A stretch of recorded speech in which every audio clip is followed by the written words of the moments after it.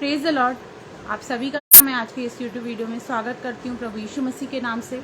और आप सभी के मन में एक सवाल शायद आता होगा कि हम इतने लोगों को सुसमाचार बताते हैं, लेकिन क्यों लोग सुसमाचार को नहीं मानते, क्यों वो प्रभु यीशु मसीह को नहीं जानना चाहते, उस पर विश्वास क्यों नहीं करना चाहते।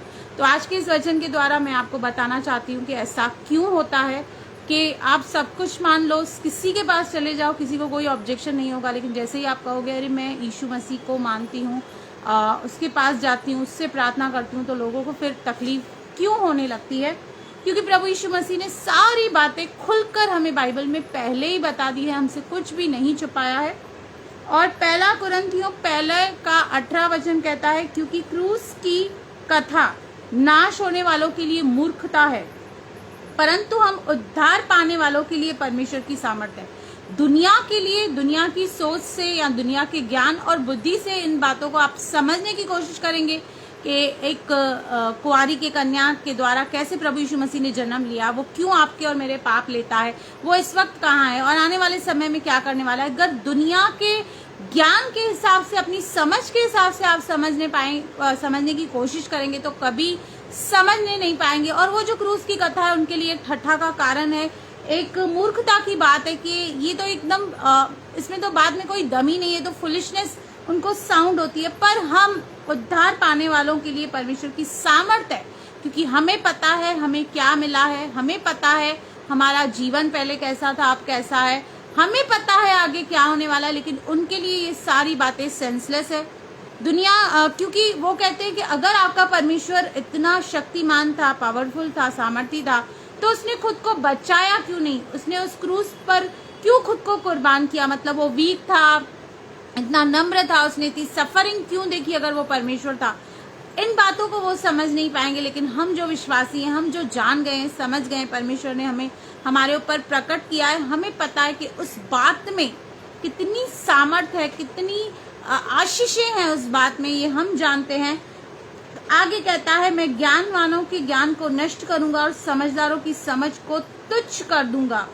और यहाँ पर आगे जब हम 25 वचन पढ़ते हैं, क्योंकि परमेश्वर की मूर्खता मनुष्य के ज्ञान से ज्ञानवान है। अगर जो ये मूर्खता भी है, चलो मान लो, अगर जो आप किसी को सुसमाचार बता रहे हो और वो कह रहा है यार ये तो मूर्खता की बात है, ऐसा थोड़ी ना होता है, ये तो बिल्कुल कुछ इस बात में दम ही नहीं है। लेकिन यहाँ पर परमेश्वर का वचन कह रहा है कि अगर ये मूर्खता भी है और ये अगर परमेश्वर की मूर्खता है, तो हमारे ज्ञान से कहीं ज्यादा वो बेहतर है। क्योंकि परमेश्वर की मूर्खता हमारे ज्ञान से, आगे कहता है, क्योंकि परमेश्वर की मूर्खता मनुष्यों के ज्ञान से ज्ञानवान है और परमेश्वर की निर्बलता मनुष्यों के बल से बहुत बलवान है। क्योंकि परमेश्वर का सोचना, हमारा सोचना, उसकी गति और हमारी गति में जमीन आसमान का फर्क है।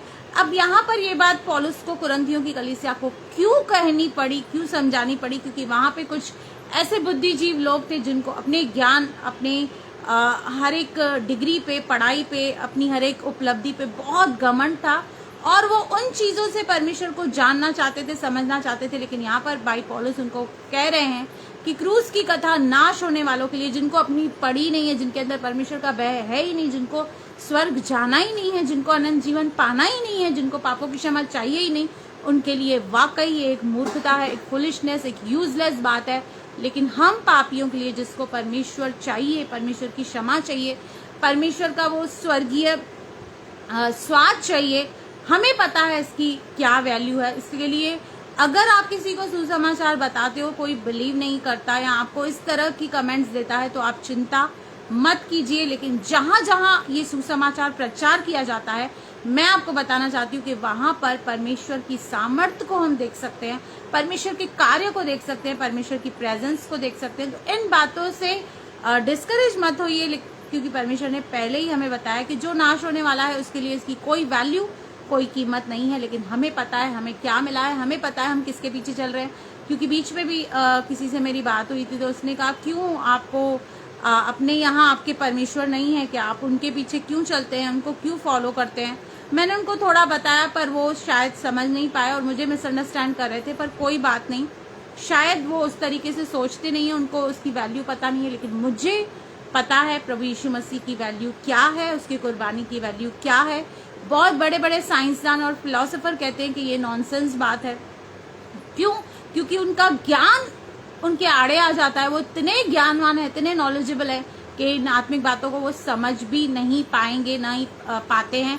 लेकिन हम जो बिल्कुल साधारण से मूर्ख जैसे हैं, हम पर ये प्रभु की दया और करुणा हुई है कि हम इसको जान पा रहे हैं, समझ पा रहे हैं और इस पे चल भी पा रहे हैं। तो प्रभु आपको बहुत बहुत आशीष करे। मेरे चैनल को लाइक करें, सब्सक्राइब करें और बेल आइकन के बटन को क्लिक करें। God bless you.